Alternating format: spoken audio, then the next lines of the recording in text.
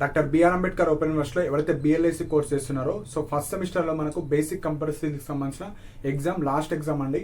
So చాలా మంది like practicals ఉంటాయా, ఓన్లీ థియరీ రాయాలా, సో ఇలాంటి డౌట్స్ అయితే ఉన్నాయి. అండ్ ఎవరికైతే క్వశ్చన్ అండ్ ఆన్సర్స్ పీడిఎఫ్ కావాలో వాటి గురించి కూడా ఇదే వీడియోలో నేను డిస్కస్ చేయడం జరుగుతుంది. సో బిఎల్ఏసి ఫస్ట్ సెమిస్టర్ మనకు బేసిక్ కంప్యూటర్ స్కిల్స్ వచ్చేసి షెడ్యూల్ సో 8th జూన్ నుంచి 15th జూన్ వరకు మనకు షెడ్యూల్ ఉంటుంది. సో ఎవ్రీడే వేరియస్ బ్యాచెస్లో వేరియస్ స్టడీ సెంటర్లో ఎగ్జామ్స్ అయితే ఉంటాయి. ఒక రోజు అయితే ఎగ్జామ్స్ అయితే ఉండవు. సో మెయిన్గా మీరు పీడిఎఫ్లో మనకు వెబ్సైట్లో ఉంది అండ్ మన టెలిగ్రామ్ ఛానల్లో కూడా పోస్ట్ చేశాను. సో ఏ రోజు ఉంది, ఏ షిఫ్ట్ రోజు ఉంది, ఏ టైమింగ్స్లో ఉంది, మీ యొక్క హాల్ టికెట్ నెంబర్ అవ్వచ్చు, అడ్మిషన్ అందులో చెక్ చేసుకోండి. ఆ రోజు మాత్రమే వెళ్ళడానికి ట్రై అయ్యండి మీరు మీ స్టడీ సెంటర్కి ఎగ్జామ్కి. సో ఎగ్జామ్ ప్యాటర్న్ వచ్చేసి ఎగ్జామ్ 60 మార్క్స్ మాత్రమే ఉంటుంది. Pass marks 24 marks, time 2 hours మాత్రమే ఉంటుంది. సో ఇక్కడ ఎగ్జామ్ ప్యాటర్న్లో సెక్షన్ ఏ థియరీ ఉంటుంది కంప్లీట్గా. సో 6 క్వశ్చన్స్ ఇస్తారు, అందులో 3 రాయాలి, 18 మార్క్స్. సెక్షన్ బి 3 క్వశ్చన్స్ ఇస్తారు, ఇంటర్నల్ చాయిస్ ఉంటుంది, 3కి 3 రాయాలి, 30 మార్క్స్. సెక్షన్ సి వచ్చేసి 2 క్వశ్చన్స్ ఇస్తారు, లాంగ్ ఆన్సర్ 1 రాయాలి, 12 మార్క్స్. ఇది మనకు 60 మార్క్స్. సో ఇప్పుడు సెక్షన్ బి చాలా మంది ఇక్కడ ప్రాక్టికల్స్ ఉంటాయా మరి అని అడుగుతున్నారు.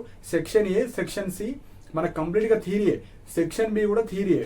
కాకపోతే మనకు వే ఆఫ్ క్వశ్చన్స్ ఎట్లా అడుగుతారో అవి చెప్తాను, దాని తర్వాత అవి ఎట్లా అటెంప్ట్ చేయాలి, ఎలా రాయాలి కూడా చెప్తాను. సో మనకు సెక్షన్ బి వచ్చేసి కంప్లీట్గా మనకు ప్రాక్టికల్ రిలేటెడ్ క్వశ్చన్స్ అడుగుతారు. సో ఇక్కడ ఎలా అడుగుతారంటే అక్కడ కొన్ని క్వశ్చన్స్ అడుగుతారు. ఎట్లా అడుగుతారంటే ఇప్పుడు ఎగ్జాంపుల్గా కొన్ని questions 7th, 8th, 9th questions ఉంటాయి కదా, అందులో ఈచ్ క్వశ్చన్లో 2 క్వశ్చన్స్ ఉంటాయి. ఆ క్వశ్చన్స్ ఎలాంటి టైప్ ఆఫ్ క్వశ్చన్స్ అడుగుతారో ఒక బేసిక్ ఐడియా ఉంటే మీరు దానికి సంబంధించిన థియరీ రాయాలి. సపోజ్ ఎలాంటి టైప్ ఆఫ్ క్వశ్చన్స్ అడుగుతారంటే invitation using mail merge option. So mail merge option అంటే ఏందో తెలుసుకోవాలి ఫస్ట్. అది మన పీడిఎఫ్లో ఉంటుంది క్వశ్చన్ ఆన్సర్స్లో. ఇది important question. Mail merge option మీకు ఎలా చేయాలి అదన్న క్వశ్చన్ అడుగుతారు, లేకపోతే డైరెక్ట్ మెయిల్ మర్జ్ ఆప్షన్ ద్వారా ఇన్విటేషన్ పంపండి. సపోజ్ మీరు ఒక లైబ్రరీలో ఉన్నారు, ఒక పెద్ద అంబేద్కర్ ఓపెన్ యూనివర్సిటీ ఏదైతే లైబ్రరీ ఉంటుందో అందులో ఎవరైతే ఇన్ఛార్జ్ ఉంటారో వాళ్ళకు ఇన్విటేషన్ మీ లైబ్రరీకి బుక్ ఇనాగ్రేషన్ కావచ్చు, లేకపోతే ఏదో ఒక ఇన్విటేషన్ పంపాలి. సో అది ఎట్లా పంపుతారు, దానికి సంబంధించిన ఇన్విటేషన్ ఎట్లుంటుంది దాని గురించి రాయాలి మీరు. నెక్స్ట్ వచ్చేసి MS word. So MS word use చేసి ఇన్విటేషన్స్ ఎట్లా పంపాలి, డాక్యుమెంట్ని ఎట్లా ప్రిపేర్ చేయాలి. ఇప్పుడు నేను పీడిఎఫ్స్ క్వశ్చన్ ఆన్సర్స్ పీడిఎఫ్ ఎట్లా చేస్తున్నాను టైపింగ్ ద్వారా, అట్లా మీరు ఎట్లా చేయాలి అది మీరు రాయాలి. Next MS Excel. So MS Excel use చేసి ఒక డేటాని మీరు టేబుల్స్ కావచ్చు, బార్ గ్రాఫ్స్ కావచ్చు ఎట్లా చేయాలి అది చూసుకోవాలి. Next PPTs. సపోజ్ మనం నార్మల్గా పీపీటీస్ ఉంటాయి కదా, పవర్ పాయింట్ ప్రజెంటేషన్. ఇప్పుడు ఎగ్జాంపుల్ సేమ్ నేను ఈ రా డేటాని పీపీటీలో ఎట్లా ఇంట్రడ్యూస్ చేయాలి. ఇప్పుడు example BLAC first semester exam, అది స్లైడ్ 1లో introduction BLAC first semester basic computer skills. Next second స్లైడ్లో ఎగ్జామ్ ప్యాటర్న్. ఎగ్జామ్ వచ్చేసి 60 మార్క్స్, పాస్ 28, టైం 2 hours. ఇది ఒక స్లైడ్. నెక్స్ట్ స్లైడ్లో exam pattern section A, section B, section C. So next వచ్చేసి మనకు important questions. అట్లా slides చేయడం అంటే మనకు అక్కడ న్యూ ఇప్పుడు పవర్ పాయింట్ ప్రజెంటేషన్ చేద్దాం అనుకుంటున్నారు, ఫస్ట్ న్యూ డాక్యుమెంట్ క్లిక్ చేయాలి. న్యూ డాక్యుమెంట్ క్లిక్ చేసిన తర్వాత ఒక స్లైడ్ యాడ్ అవుతుంది. అందులో మనకి ఎలాంటి టైప్ ఆఫ్ స్లైడ్ ఆ ఆప్షన్ రాయాలి. నెక్స్ట్ అందులో ఈ స్లైడ్ డిఫరెన్సెస్ ఉంటే డిఫరెన్సెస్కి సంబంధించిన స్లైడ్, ఓన్లీ ఇంట్రడక్షన్ హెడ్డింగ్ కావాలంటే అది. సో అట్లా స్లైడ్స్ ఇంక్లూడ్ చేసి మళ్ళీ ఏమేమి మ్యాటర్ ఇవ్వాలి. సో స్లైడ్ 1లో ఇట్లా, స్లైడ్ 2లో ఇది పెట్టాలి. సో అట్లా మీరు డిస్క్రిప్షన్ ఇవ్వాలి.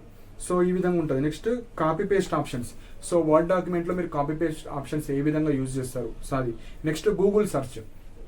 సపోజ్ ఎగ్జాంపుల్ నేను ఒక క్వశ్చన్ ఇస్తాను. ఎగ్జాంపుల్ మనకు అంబేద్కర్ ఓపెన్ యూనివర్సిటీ కావచ్చు, తెలంగాణ వైడ్గా ఎన్ని లైబ్రరీస్ ఉన్నాయో నాకు ఇన్ఫర్మేషన్ ఇవ్వండి అంటే ఫస్ట్ మీరు ఏం చేస్తారు, గూగుల్లో కొట్టి total libraries in Telangana or total university libraries in Telangana, total నా ప్రైవేట్ లైబ్రరీస్ ఇన్ తెలంగాణ అని కొడతారు. కొద్దిగా ఇన్ఫర్మేషన్ వస్తుంది.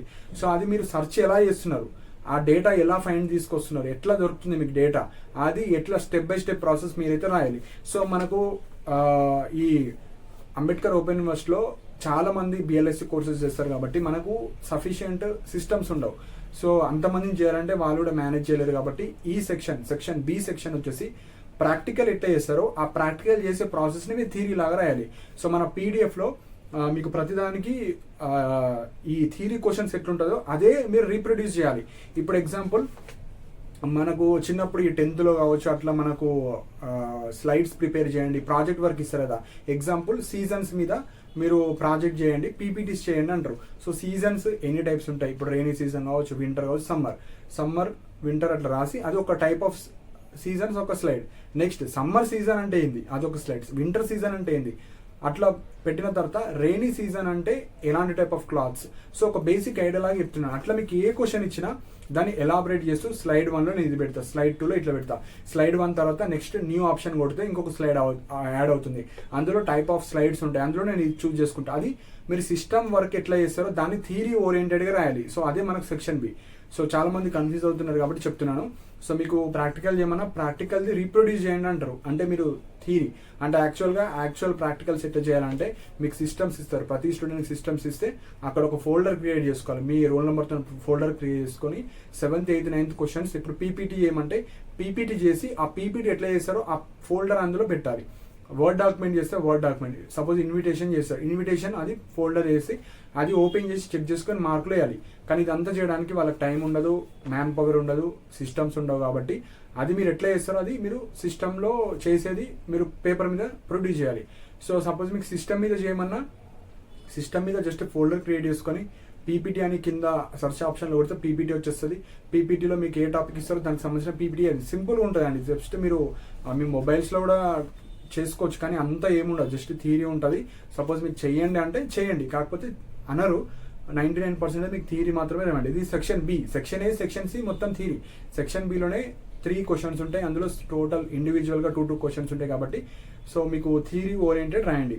సో ఇప్పుడు ఎవరికైతే క్వశ్చన్ ఆన్సర్స్ పీడిఎఫ్ కావాలో మీరు ఏదైతే వీడియో చూస్తున్నారో కింద డిస్క్రిప్షన్లో ఇంగ్లీష్ మీడియం, తెలుగు మీడియంకి సంబంధించిన క్వశ్చన్స్ ఆన్సర్స్ పీడిఎఫ్ లింక్స్ ఉంటాయి. క్లిక్ చేసుకొని 50 రూపీస్ పే చేసిన తర్వాత మీ పీడిఎఫ్స్ మీకు వస్తాయి.